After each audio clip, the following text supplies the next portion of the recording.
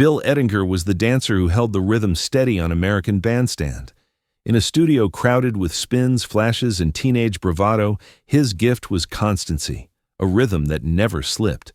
Viewers noticed it most when he paired with Pat Molittieri. Her lively energy needed an anchor, and Bill provided it, moving with calm precision that allowed her sparkle to shine. This steadiness made him stand out, not because he sought attention, but because he never seemed to need it. Bill embodied the boy next door, modest, approachable, genuine.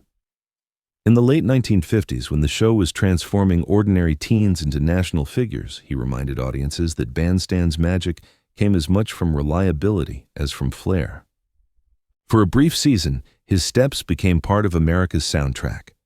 And when the spotlight shifted away, Bill carried that same quiet rhythm into the rest of his life, a rhythm that defined him long after the music stopped. When American Bandstand stepped onto the national stage in 1957, it changed the lives of a small circle of Philadelphia teenagers almost overnight. Among them was Bill Ettinger, a quiet presence whose calm style contrasted with the show's flashier personalities. While some regulars leaned toward flamboyant gestures and camera-ready confidence, Bill brought something else, a steady rhythm that made every routine feel grounded. He was often seen beside Pat Molittieri and Charlotte Russo, two of the program's most recognizable young women. A yearbook-style photograph from those years shows the three of them smiling together, proof that Bill was woven into the core group of early regulars. Though he wasn't the one to grab headlines or dominate contests, his role was essential. He gave the dances a kind of balance that viewers could sense, even if they couldn't put it into words. Inside the WFIL studio at 46th and Market, the atmosphere was electric. Teenagers waited in long lines outside, the music blared, and cameras hovered inches from the dancers. For some, the pressure of live television was overwhelming.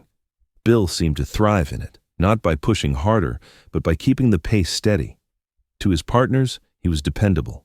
To viewers at home, he came across as genuine, a boy who looked like the kid next door, but who also carried himself with quiet confidence. This authenticity was exactly what Dick Clark wanted. Bandstand was meant to showcase real teenagers, not aspiring celebrities, and Bill fit that vision perfectly. He was approachable, ordinary in the best sense, yet able to hold his own on a national broadcast. In an era when America was still figuring out what teenage culture meant, Bill symbolized its grounding force. Not every kid was meant to be a star, but every kid could find a place in the music. Though his time on the show lasted only a season or two, it left a lasting impression. Bill Ettinger may not have been the center of the spotlight, but he was part of the foundation that allowed American Bandstand to resonate so deeply with its audience. His calm presence reminded viewers that the program was not just about glamour and contests. It was about ordinary teenagers finding joy in dance and, for a moment, becoming part of something bigger than themselves. On American Bandstand, partnerships often defined how viewers remembered the dancers.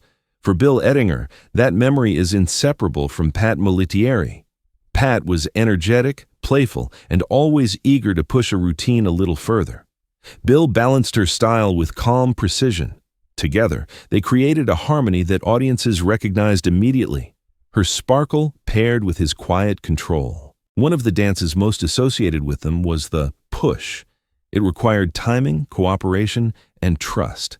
Pat could take risks because she knew Bill would never let the rhythm slip. In a setting where live music, hot lights, and crowded floors made mistakes easy, Bill's sense of timing gave their routines a smoothness that felt effortless. Fans at home may not have caught his name at first, but they remembered the way he moved with her, attentive, reliable, and entirely in sync. A photograph from those years shows Bill standing with Pat and Charlotte Russo, smiling in that unforced, ordinary way that seemed to capture who he was. Unlike dancers who thrived on showing off, Bill rarely sought to draw the camera's eye. His role was more subtle, to make the partnership work. Pat might spin or improvise, but Bill's calm presence kept the dance intact. Pat would go on to partner with other well-known names such as Lou Salino and Billy Cook, but her time with Bill left a distinctive impression. While Lou brought flair and Billy won contests, Bill represented something else entirely: reliability. He wasn't chasing the spotlight, he was there to support, and that made the partnership stand out in its own way. It's worth correcting a common myth. Bill was not Pat's partner in the 1958 slow dance contest. That victory belonged to Pat and Billy Cook. Yet the fact that some fans mistakenly associate Bill with that championship shows how strongly his name became linked with hers. Even decades later, when bandstand memories resurface, Bill Ettinger is often recalled through the lens of his dances with Pat. Their partnership captured what bandstand was really about. It wasn't just about dazzling solos or dramatic moves, but about two teenagers finding rhythm together in front of a national audience. Bill and Pat gave viewers a glimpse of ordinary connection, a boy and a girl moving to the same beat, one bold, one measured, and together making something memorable. By the summer of 1957, the corner of 46th and Market in Philadelphia had become more than just a television studio. It was a pilgrimage site for teenagers. Every afternoon, lines formed outside a WFIL, filled with kids hoping to watch the taping, catch a glimpse of their favorite regulars, or maybe even get inside. Fan clubs sprang up across the country, letters arrived by the thousands, and for the first time, ordinary teenagers were treated like celebrities. In that whirlwind, Bill Ettinger connected with fans in a way that was distinctly his own. He wasn't the type to bask in attention, but those who stood outside the studio remembered his friendliness. He might stop for a word, exchange a smile, or simply treat admirers as equals rather than onlookers. It was those small gestures that made the experience unforgettable for the kids who waited hours just to be close to the dancers. One summer memory captures this perfectly. At Olympia Lake in Burlington, New Jersey, Dick Clark organized an outing where several bandstand regulars performed in front of local fans. Bill was part of the group, and after the dances he casually told a few young admirers, "You should come down to 46th and Market. That's where the real magic happens." For the fans who heard it, that invitation became a cherished story. Proof that the teenagers on television were not distant stars, but real kids who welcomed them into their world. Inside the studio, the pressure was constant. Music blasted from records, cameras moved unpredictably, and teens had to keep their composure while knowing millions were watching. Bill never seemed rattled. His calm presence translated into confidence for his partners and reassurance for the audience.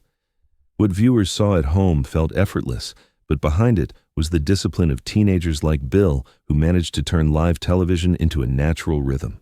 Moments like these shaped the larger culture of American Bandstand. The show thrived not only because of its stars, but because of the way ordinary teens bridged the distance between television and everyday life. Bill Ettinger's willingness to meet fans with kindness and to treat the dance floor as a place of connection rather than performance made him a quiet but essential part of that legacy. For many who grew up in the 1950s, memories of waiting outside the studio or being invited in by a regular like Bill became the stories they carried for a lifetime. For some American Bandstand regulars, the show was a beginning. It opened doors to modeling contracts, recording studios, and national tours.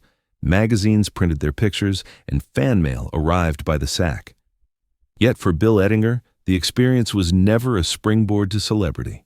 His time on the program lasted a season or two, and when new dancers rotated in, he let the moment pass without resistance. There was no drama in his departure, no scandal, no rift. Life simply moved forward. Bill had always been the kind of person who valued substance over applause, and by the late 1950s, he was ready to take on responsibilities that reached beyond the studio floor. He enlisted in the U.S. Navy, beginning a chapter that would define much of his adult life. Assigned to the USS Proteus, AS-19, a submarine tender vital during the Cold War, Bill stepped into a world far different from the one he had known at 46th and Market. The music was replaced by the hum of engines, the glare of studio lights by the vastness of the ocean. What had been a teenage stage became a ship at sea, demanding discipline, endurance, and teamwork. To those who remembered him from television, the change may have seemed sudden, but in truth, it aligned perfectly with his character. The qualities that made him a reliable partner on Bandstand, rhythm, composure, dependability, were the same ones that made him an effective sailor. He wasn't chasing the excitement of fame. He was committing to service, to something larger than himself. Leaving Bandstand also meant leaving behind the fan culture that had briefly surrounded him. the letters, the invitations, the long lines outside the studio, all of it was replaced by uniforms, orders, and months at sea. Yet this shift did not diminish his story. It revealed it. Bill's life was never about the fleeting glow of television. It was about consistency, loyalty, and choosing paths that mattered even when no one was watching. In that choice, he quietly set himself apart from others who clung to the limelight. Bill may have walked away from the cameras, but he carried the same rhythm into the Navy, not a rhythm of music, but of duty. It was the start of a new stage, one without an audience, but with a far greater purpose. When Bill Ettinger returned from the Navy, his life shifted into a quieter, but no less meaningful rhythm. The cameras were gone, the uniforms folded away, and in their place came the steady routines of work and family. For years, he held jobs that demanded reliability rather than recognition, first at Big John's Grills in Pleasant Gap, and later as a delivery driver for DHL. These roles were not glamorous, but they reflected the same values that had defined him since his youth: showing up, doing the work, and keeping his commitments. In 1980, Bill married Chris Hareth, beginning a partnership that lasted the rest of his life. Together, they raised 2 daughters, Tracy and Maria, and later welcomed grandchildren. To his family, he was not the teenager who once danced on television, but the father who built a home and the grandfather who delighted in simple moments. The steadiness that once anchored Pat Molittieri on the bandstand floor now anchored a family. Beyond work and family, Bill found freedom on 2 wheels. He became an avid rider, proudly owning a 2000 Harley-Davidson and a classic 1970 Triumph Bonneville. The open road gave him the thrill of speed and the sense of camaraderie that came with riding alongside friends. He was active in AB-80 and the American Legion Riders, groups that combined his love for motorcycles with his commitment to service. Among fellow riders, Bill was respected for his loyalty and quiet presence, the same qualities fans had once glimpsed on their television screens. He also remained close to his identity as a veteran, staying active in the American Legion. Service had shaped him, and even decades later, he carried its lessons into daily life. Whether helping friends, caring for his dog Marley, or simply being present for his family, Bill lived in a way that honored responsibility over spectacle. For most people who knew him in later years, Bill's past as a bandstand dancer was a footnote, something mentioned in passing if at all. To them, he was simply a good man, a worker, a rider, a husband, a father. And yet, in that ordinariness lay his real legacy. He had once been part of a cultural phenomenon, but his truest stage was the life he built afterward. In the quiet rhythm of everyday responsibilities and small joys, Bill Ettinger proved that a life doesn't need applause to be meaningful. In his later years, Bill Ettinger's life slowed to a gentler pace, but it never lost its rhythm. He continued working, spending time with his family, and finding joy on his motorcycles. Friends remember him not for grand gestures, but for his constancy, the man who showed up, who valued loyalty, and who lived with quiet pride in the choices he had made. By the summer of 2016, his journey neared its close. On August 5th, Bill passed away at the age of 74. The news did not reach national papers, but it resonated deeply with the circles that knew him best: his wife Chris, his daughters Tracy and Maria, his grandchildren, fellow riders, veterans, and the small but devoted community of bandstand fans who still remembered his youthful face on their screens. His obituary painted a portrait of a man remembered not for celebrity, but for service, family, and friendship. One detail from those final wishes speaks volumes. Bill asked that his ashes be scattered at sea by the U.S. Navy. The request was simple, but deeply symbolic. It tied his life together: the boy who once danced at 46th and Market, the young man who served aboard the USS Proteus, and the veteran who never forgot his time in uniform. To return to the ocean was to return to the element that had defined one of the most important chapters of his life. For his family, that gesture carried profound meaning. It reminded them that the same steadiness he had shown as a dancer and as a sailor was present until the end. His grandchildren would grow up with stories of a man who lived simply but well, who gave more through devotion than through display. His friends in the motorcycle community honored him as a loyal companion on the road, while fellow veterans remembered him as a shipmate who never forgot his duty. Among bandstand fans, his name resurfaced too, often paired with Pat Molittieri's, as if the memory of their partnership still lingered across the decades.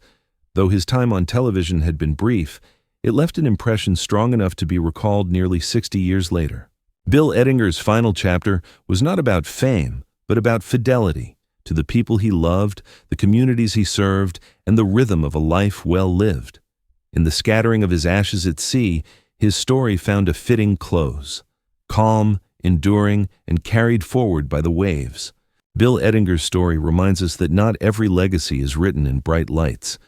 On American Bandstand, he was the dancer who gave Pat Molittieri's energy a foundation, the quiet presence who made the music flow without distraction.